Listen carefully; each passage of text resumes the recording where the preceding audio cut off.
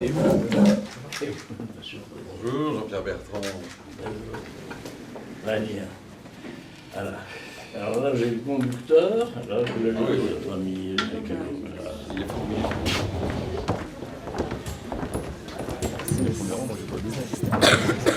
Alors, je voulais vous dire toute la joie que nous avons de recevoir le président du Conseil constitutionnel, c'est le plus haut personnage de l'État français, l'ancien président de l'Assemblée nationale aussi, ancien ministre de l'Intérieur, une très très grande carrière politique. Il avait été nié parce que son papa était le Premier ministre du général de Gaulle, l'homme qui a fait la constitution de la Ve République. D'ailleurs, c'est l'auteur d'une bonne dizaine d'ouvrages sur le gaullisme et le général de Gaulle, les entretiens avec le général aussi, et la philosophie du général de Gaulle. Et puis, c'est aussi l'auteur de romans policiers remarquables. Puisque vous êtes dans un métier de la communication, je vis la communication dans une situation qui est extrêmement difficile parce que nous ne pouvons plus communiquer. Personne en France ne veut plus communiquer.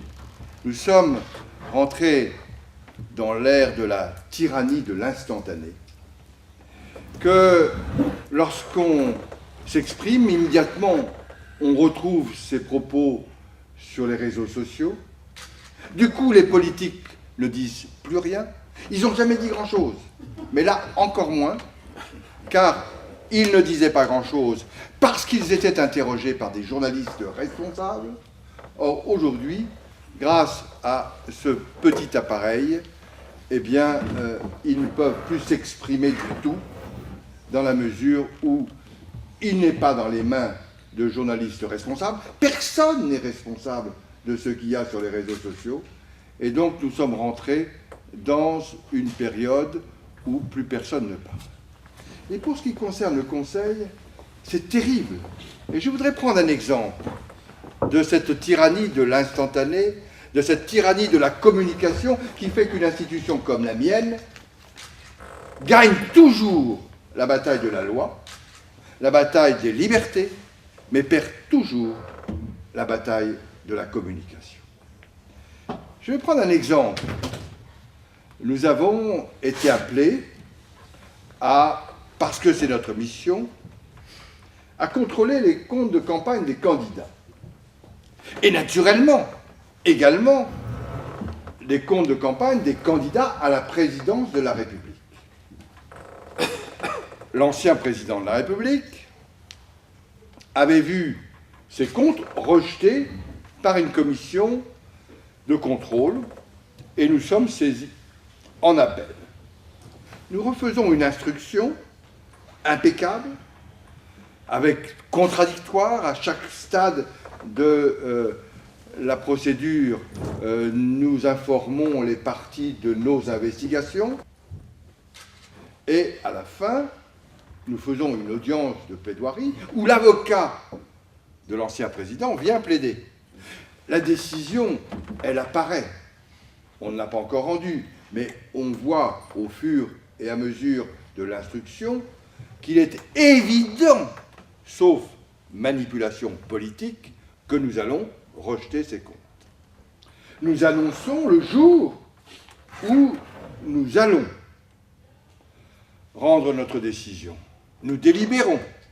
Et comme c'est normal, à la fin du délibéré, nous annonçons que le Conseil constitutionnel, dans sa séance du temps, a rejeté les comptes de campagne de l'ancien président de la République. Dans les 5 minutes qui ont suivi cette annonce, la presse s'est naturellement retournée vers l'ancien président de la République, qui avait préparé un communiqué disant « Je démissionne du Conseil ». Il ne peut pas démissionner du Conseil. Il est membre de droit. Mais peu importe, personne ne vérifie. Et paf, nous avons, dans la demi-heure qui suit notre décision, une communication sur toutes les ondes, dans toutes les radios, dans tous les réseaux sociaux, Sarkozy démissionne du Conseil constitutionnel. Vous avez beau appeler un ou deux journalistes disant « Arrêtez de dire des conneries ». On ne peut pas démissionner, on est membre de droit. C'est trop tard. Puis après, vous avez un personnage qui prend la parole et qui dit « La décision du Conseil a été voulu pour empêcher l'opposition de s'exprimer. C'est faux. Mais devant cette hyper-communication des politiques face à une décision de justice, il n'est pas question, dans aucune juridiction du monde, de communiquer. On ne va pas commenter la décision que l'on rend, puisqu'on est tenu au secret du délibéré. Et donc, dans cette affaire en question, on voit très bien ce qui s'est passé. Nous avons gagné la bataille du droit, nous avons montré l'indépendance du Conseil, nous avons fait l'admiration des juristes et de certains politiques qui s'attendaient à ce qu'on refasse comme on avait fait dans l'ancien temps. Mais quand vous vous promenez, les gens vous disent « vous avez été dur avec Sarkozy ». Ils ont tous pris la mesure d'aujourd'hui, à savoir, je prends pour les parlementaires, j'ai été longtemps parlementaire et j'ai présidé cette assemblée, l'endroit le plus important, ce n'est pas l'hémicycle, où on fait des discours. L'endroit le plus important, c'est ce qu'on appelle la salle des 4 colonnes, où vous passez. La télévision, dans la salle des 4 colonnes, ne va pas prendre un discours, elle va prendre une petite phrase.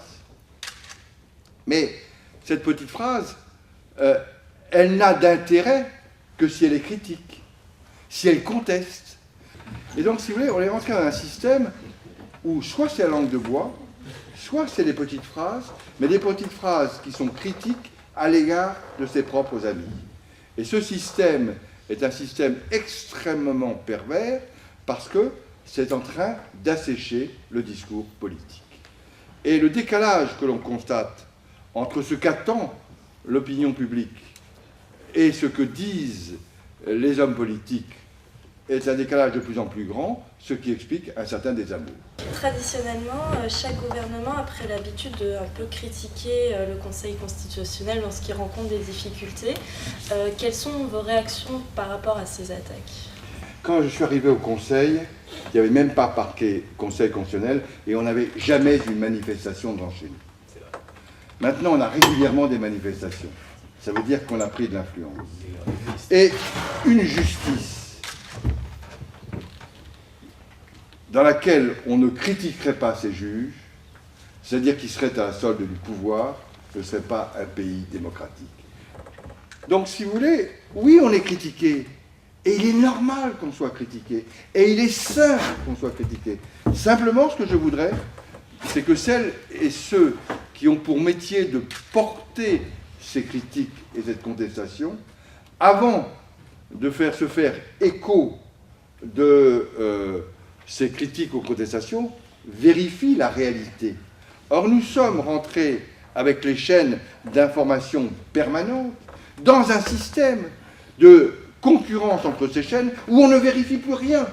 Ce qui me frappe aujourd'hui, par rapport à des périodes où j'étais enfant et où je voyais fonctionner la presse, c'est où il n'y avait pas cette concurrence, c'est que les journalistes politiques, leur honneur était de vérifier leurs sources et de vérifier si ce qui est dit, véhiculé, est vrai ou pas vrai. Alors, après, une fois qu'ils ont véhiculé, ils donnent la phrase du politique et ils font un commentaire.